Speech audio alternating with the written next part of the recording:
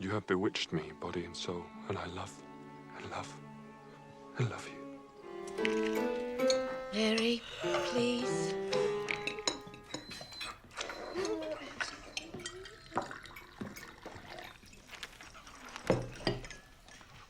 Thank you, Mr. Hill.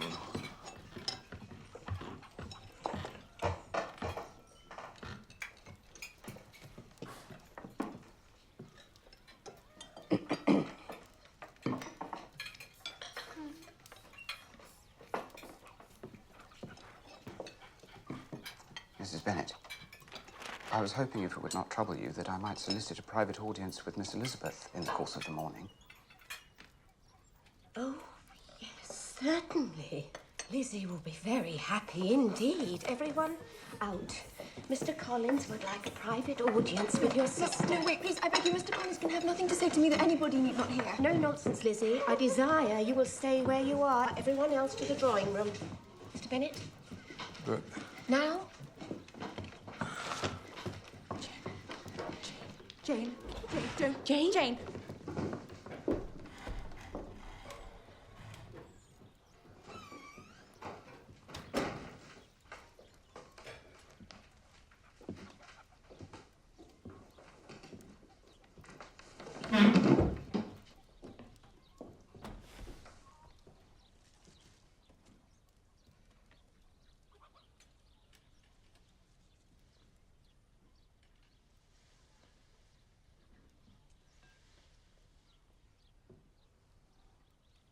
Dear Miss Elizabeth, I'm sure my attentions have been too marked to be mistaken.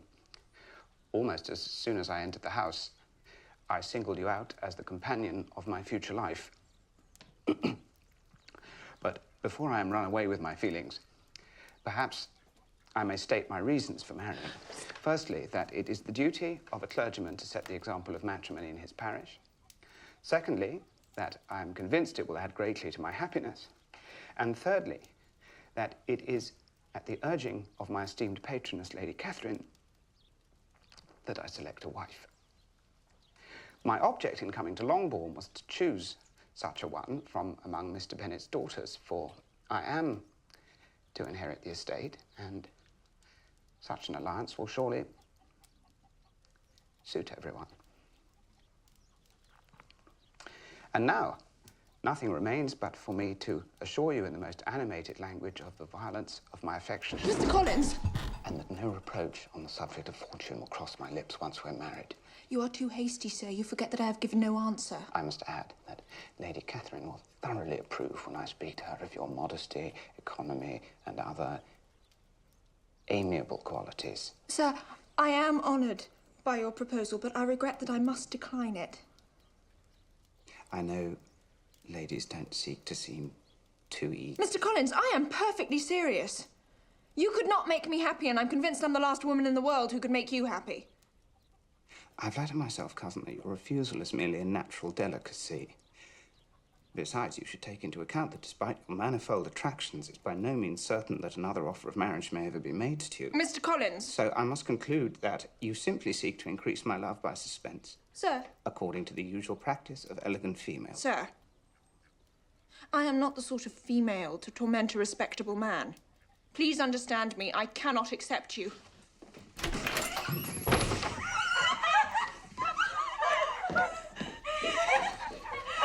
Headstrong, foolish child.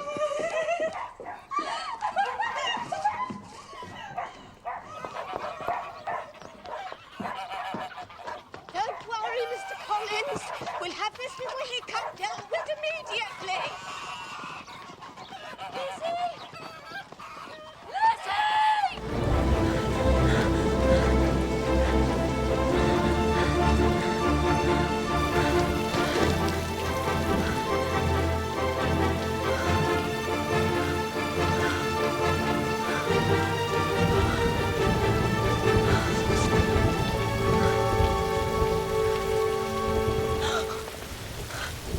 Miss Elizabeth, I have struggled in vain and I can bear it no longer.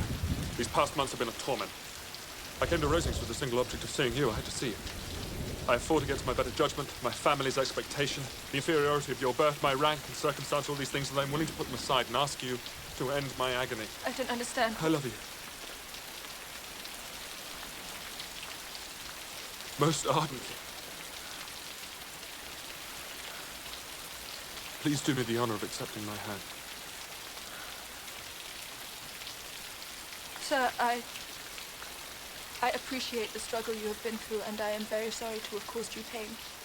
Believe me, it was unconsciously done. Is this your reply? Yes, sir. Are you laughing at me? No. Are you rejecting me? I'm sure that the feelings which, as you've told me, have hindered your regard will help you in overcoming it. Might I ask why, with so little endeavour at civility, I am thus repulsed? And I might as well inquire why, with so evident a design of insulting me, you chose to tell me that you like me against your better judgment. No, believe me, I if didn't I mean... was uncivil, then that is some excuse, but I have other reasons. You know I have. What reasons? Do you think that anything might tempt me to accept the man who has ruined, perhaps forever, the happiness of a most beloved sister? You deny it, Mr Darcy. That you separated a young couple who loved each other, exposing your friend to the centre of the world for caprice, and my sister to its derision for disappointed hopes, and involving them both in misery of the acutest kind. I do not deny it. How could you do it? Because I believed your sister indifferent to him. Indifferent? I watched them most carefully and realised his attachment was deeper than hers. That's because she's shy. Bingley, too, is modest and was persuaded she didn't feel strongly Because for him. you suggested it. I did it for his own good. My sister hardly shows her true feelings to me.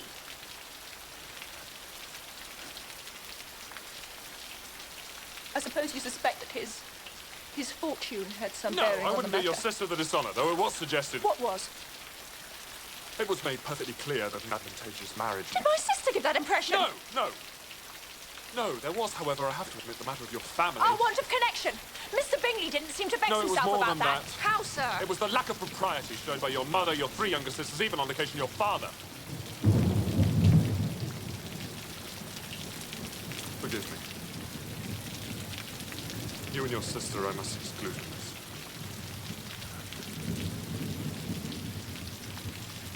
And what about Mr Wickham?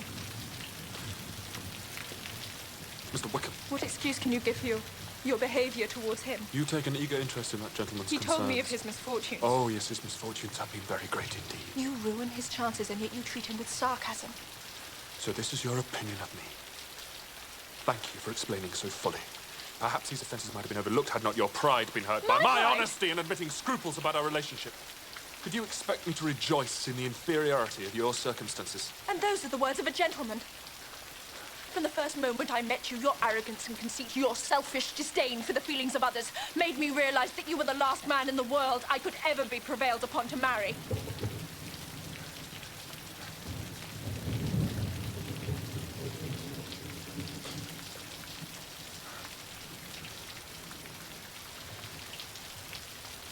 Forgive me, madam, for taking up so much of your time.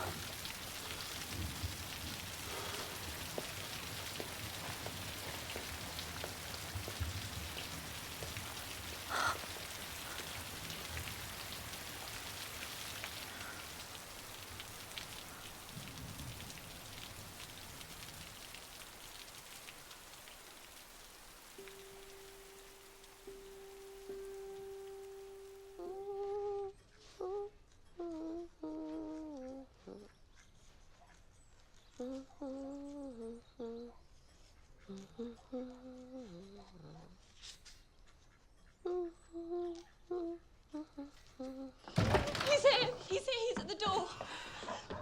Mr Bingley. Mr Bingley? Oh, my goodness. Everybody behave naturally. And whatever you do, do not appear overbearing. Look, there's someone with Mama? him. Mama. Mr What's-his-name, the pompous one from before. Mr Darcy? The very insolence of it. What does he think of coming here? Keep still, Jane. Mary, put that away at once. Find some useful employment. Oh, my Lord. I shall have a seizure. I'm sure I shall. Kitty. Kitty. You left this here. Mary, the ribbons, the ribbons, the ribbons. Mary, sit down at once. Mary!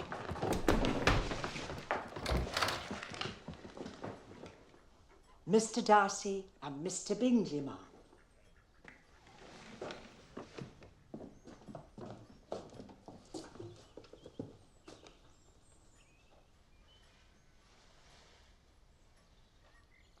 Oh, very glad we are to see you, Mr Bingley. There've been a great many changes since you went away. Miss Lucas is married and settled.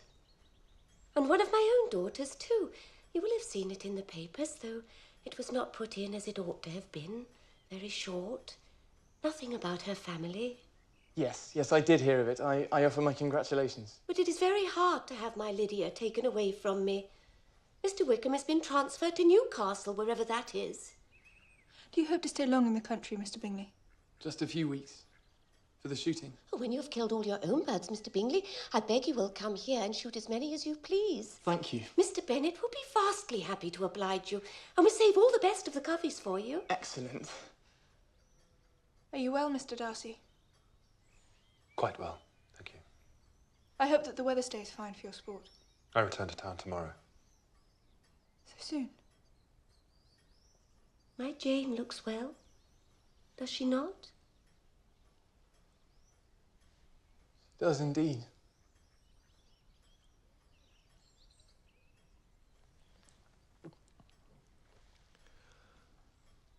Well, we must be going, I think. Darcy, it's been very pleasant to see you all again. Miss Elizabeth, Miss Bennet. You must come again. For when you were in town last winter, you promised to have a family dinner with us. I've not forgot, you see. At least 3 courses.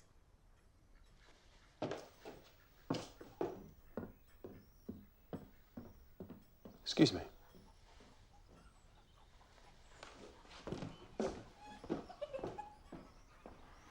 Most extraordinary.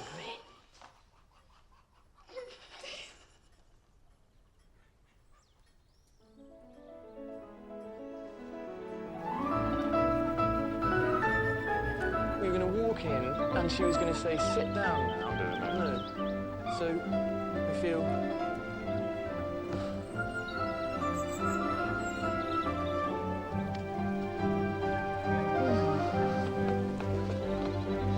Oh, it's a disaster, isn't it?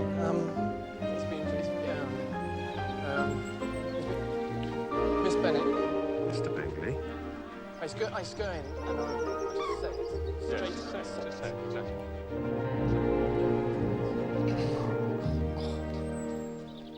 I'm glad that's over. At least now we can meet as indifferent acquaintances. Oh, yes. No, you cannot think me so weak as to be in danger now. I think you are in great danger of making him as much in love with you as ever. I'm sorry, though, that he came with Mr Darcy. Don't say that. Why ever not? Jane. I've been so blind. What do you mean? Look! It's him! He's back! He's come again!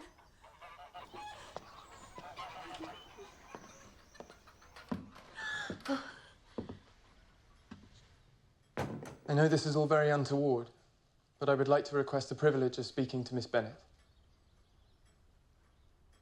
Alone. Everybody to the kitchen. Immediately. Except you, Jane, dear. Of course. Oh, Mr Bingley, it is so good to see you again so soon.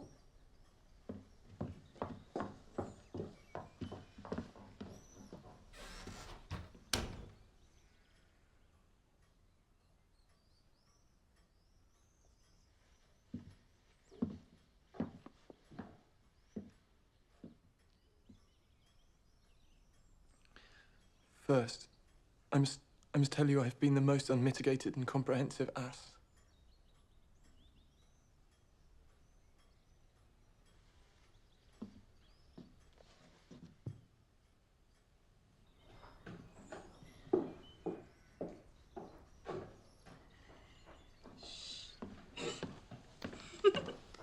Getting there. Quiet.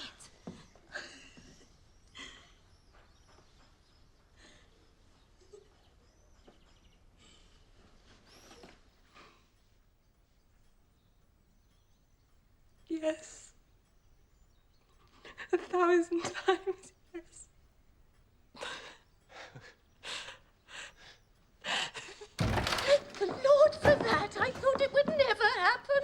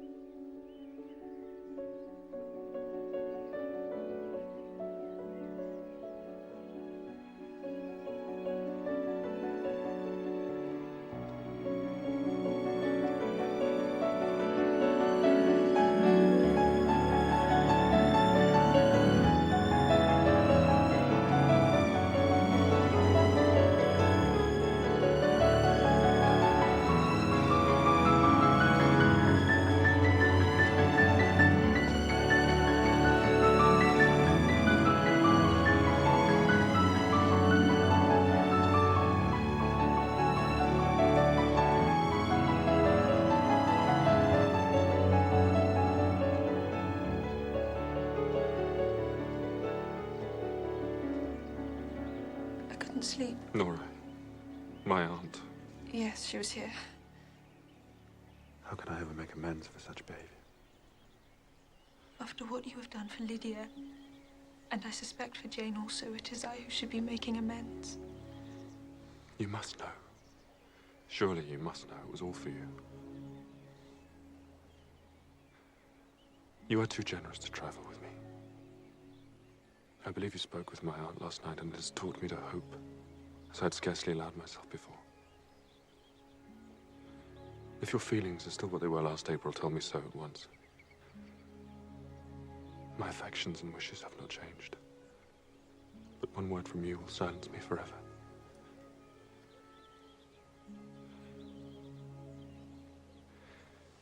If, however, your feelings have changed,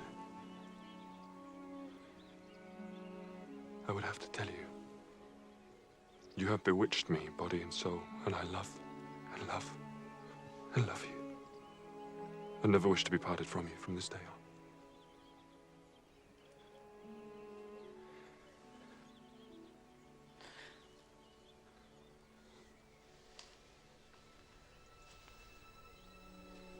Well then.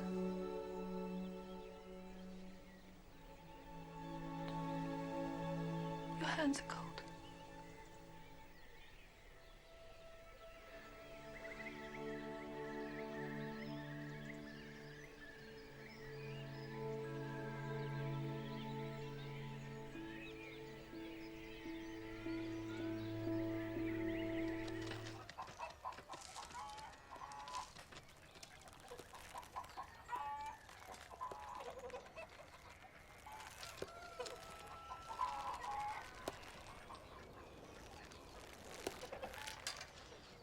Charlotte. My dear Lizzie, I've come here to tell you the news.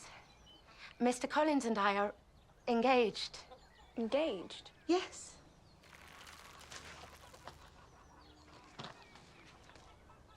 To be married? Yes, of course, Lizzie. What other kind of engaged is there? Oh, for heaven's sake, Lizzie, don't look at me like that. There is no earthly reason why I shouldn't be as happy with him as any other. But he's ridiculous. Oh, hush. Not all of us can afford to be romantic.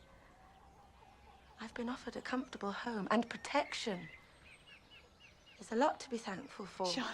I'm 27 years old. I've no money and no prospects. I'm already a burden to my parents.